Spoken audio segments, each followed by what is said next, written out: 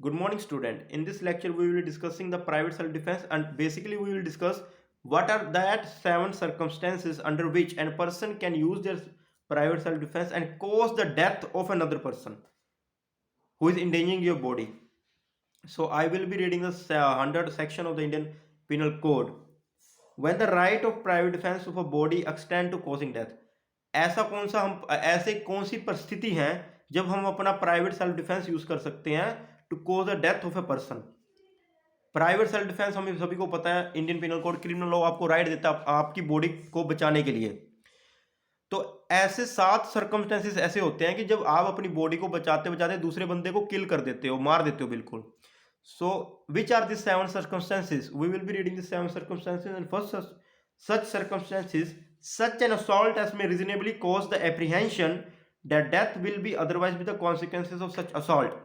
अगर कोई पर्सन ऐसा कुछ करता है जिससे हमें एक कारण मिल रहा है, जिससे हमें एक रीजन मिल रहा है, या there is a clear apprehension that हमारी डेथ हो जाएगी।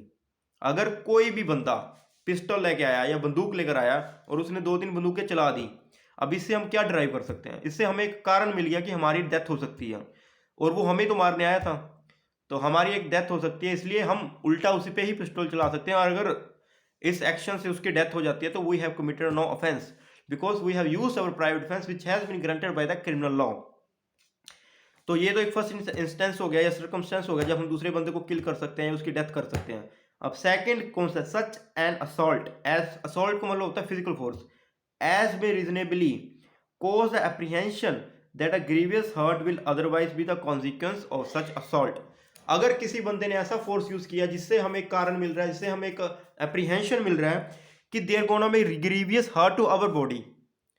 There is a distinction between grievous hurt and simple hurt. Grievous hurt जैसे कि किसी का दांत है जो डिसलोकेट कर देना, किसी को फ्रैक्चर कर देना, किसी की हड्डी तोड़ देना, ये सारे आ जाते हैं ग्रीवियस हर्ट में।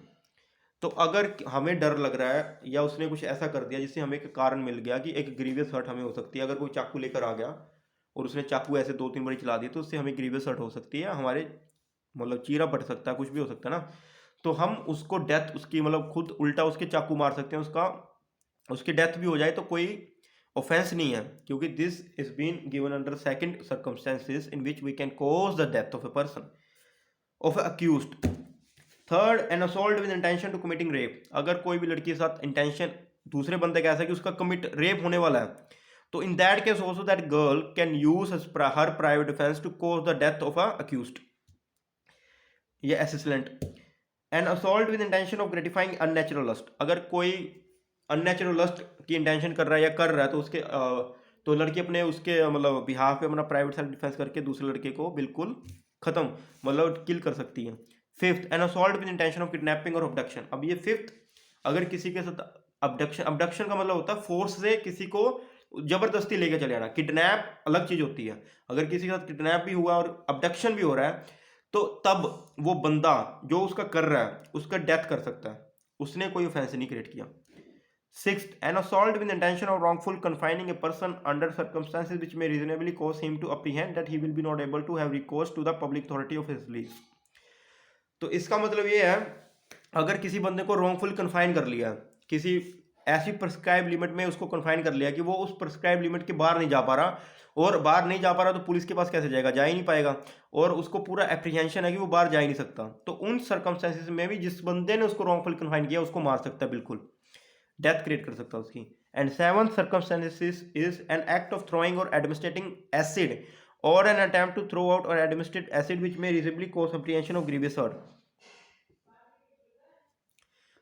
तो इसका मतलब है, अगर कोई किसी पे एसिड फेंकने वाला है और एसिड फेंकने से ग्रीवियस हर्ट तो होगा ही, तो इन कारण में भी अगर दूसरा जिस पे एसिड फेंकने वाला था वो बंदा सेल्फ डिफेंस यूज करके उस बंदे को बिल्कुल मार सकता है। A clear apprehension is very much important and we should know the reason. अगर कोई बंदा एसिड लेके आया, उसने वैसे घर पे रखा है, तो उसने किसी और काम के लिए रखा होगा और आपको ऐसी एप्रीहेंशन या रीजन मिल रहा है कि उसने एसिड आपके ऊपर फेंकने के लिए लाया और उसको आप मारने लग गए और उसके मतलब डेथ क्रिएट कर दी, तो आप यू आर टोटली गिल्टी। मतलब आप ये कोई क्लियर एप्रीहेंशन तो है ही नहीं, ना ही आपको एक कारण मिला कि वो एसिड आपके फेंकने वाला था। So clear apprehension and there should be a very clear reason. Clear reason थी या नहीं थी, it depends from case to case, it depends from circumstances and facts of the cat case. आप अपना प्राइवेट सेल्फ डिफेंस तब भी use करने लग जाओ जब आपको एक क्लियर एप्रीहेंशन मिल जाता है। अगर कोई बंदूक लेकर आया और वो ऐसे ही, उसने ना मुझे देखा, ना उसके मेरी कोई दुश्मनी है, और वो ऐसे किसी और कहीं चला गया कमरे में, अब मैं उसको अपना प्राइवेट सेल्फ डिफेंस यूज़ नहीं कर सकता था। So there should be a very clear reason and apprehension. So इस क्लियर एप्रीहेंशन के अंडर हम अपना प्राइवेट सेल्फ डिफेंस यूज कर सकते हैं। 7 सर्कमस्टेंसेस ऐसे हैं जब हम अपना प्राइवेट सेल्फ डिफेंस करते करते डिफेंस यूज करते करते दूसरे बंदे को किल कर सकते हैं, उसको मार सकते हैं, डेथ क्रिएट कर सकते हैं। सबसे पहले ही, अगर there is a very clear apprehension reason to believe that our death will be a cost, और there will be a very grievous hurt. Then third is committing of rape.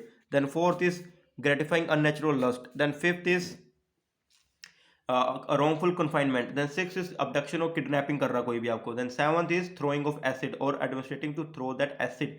There should be a very clear apprehension and reason. अगर आपने without any clear apprehension or reason अपना private self defence use कर दिया और दूसरे बंदे को किल कर दिया तो you will be found guilty. So ये सारे प्राइवेट डिफेंस 7 सर्कमस्टेंसेस ऐसे होते हैं कि जब दूसरे बंदे को बिल्कुल किल कर सकते हो। So thank you.